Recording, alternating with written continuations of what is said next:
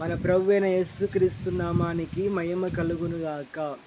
ప్రభు నందు ప్రియమైన దేవుని సంగమా, క్రైస్తవ సమాజమా, ఈ లోకంలో మనకు ఆధ్యాత్మిక జీవితాలను గమనించినప్పుడు సమూయేలు గ్రంథంలో ఒక వ్యక్తి మనకు కనబడతారు. అతని పేరే సౌలు. కూసు కుమారుడు బెన్యాని వంశస్థుడైనటువంటి ఈ సౌలు జీవితాలను మనం గమనించినప్పుడు ప్రారంభంలో కొత్త మనసు కలిగి ఉన్నవాడే, ప్రారంభంలో దేవునితో దగ్గరైన వాడే, ప్రారంభంలో దేవునితో కలిసి ఉన్న వ్యక్తే సౌలు జీవితంలో చివరి వరకు దేవునితో కలిసి ఉండలేకపోయారు సౌలు. ఇశ్రాయేలుకు మొట్టమొదటి రాజే ఈ సౌలు గారు. ఈ సౌలు జీవితంలో ప్రియమైన వారారా గమనించినప్పుడు అనేకమైన ఎన్నో కారణాలు ఉన్నాయి పడిపోవడానికి, చెడిపోవడానికి మన జీవితాలలో. కానీ సౌలు దేవునితో ఉన్నంత కాలం కొత్త మనసు, కొత్త ఆత్మ సౌలు ప్రవర్తనలో ఉన్నారని రాయబడింది పరిశుద్ధ గ్రంథంలో.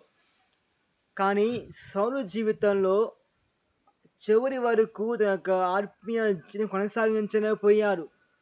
సౌలు జీవితంలో ఆత్మీయ స్థితిని అంతం వరకు కొనసాగించలేకపోయిన పరిస్థితి కనబడుతూ ఉంది పరిశుద్ధ గ్రంథాలు సౌలు జీవితంలో.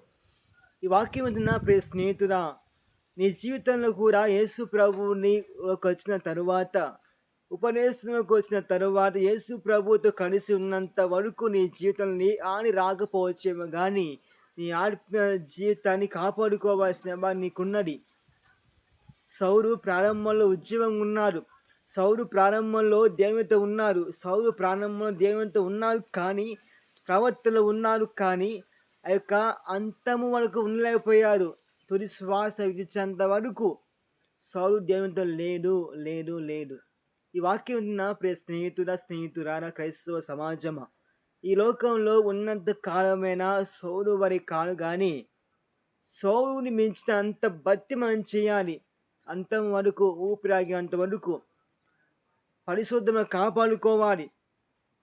ఈరోజు నీ జీవితంలో చనిపోయేంత వరకు, ఊపిరాగేంత వరకు నీ జీవితంలో కొనసాగించు నీ భక్తిని. పడిపోవద్దు. అపవాది ఎన్నో ప్రయత్నాలు ఉచ్చులు పెట్టే సందర్భాలు ఎన్నో ఉన్నాయి నీ జీవితంలో. కానీ నీ జీవితంలో వాక్యాన్ని జీవిస్తున్నావా? అందుకని సౌలు ప్రారంభంలో ఉద్యోగం ఉన్నారు కానీ చివరి వరకు ఆత్మీయ జీవితాన్ని కొనసాగించలేకపోయారు సౌలు. అట్లాగే మన జీవితాల్లో కూడా దేవునికి మహిమగా మనం జీవించాలి. ఈ వాక్యం నా ప్రియ స్నేహితురారా, నీ జీవితంలో ఒకవేళ ఆ విధంగా ఉన్నావేమో, పడిపోతున్నావా? లేవనెత్తాలి. దేవుడు ఉన్నాను కదా. పడిపోతున్నావేమో, కృంగిపోతున్నావేమో ఆత్మీయ జీవితంలో. అందుకని ప్రారంభంలో ఉన్న నీ యొక్క రస్సును కాపాడుకోవాలి. ప్రారంభంలో ఉన్న నీ యొక్క ప్రార్థనను కాపాడుకోవాలి.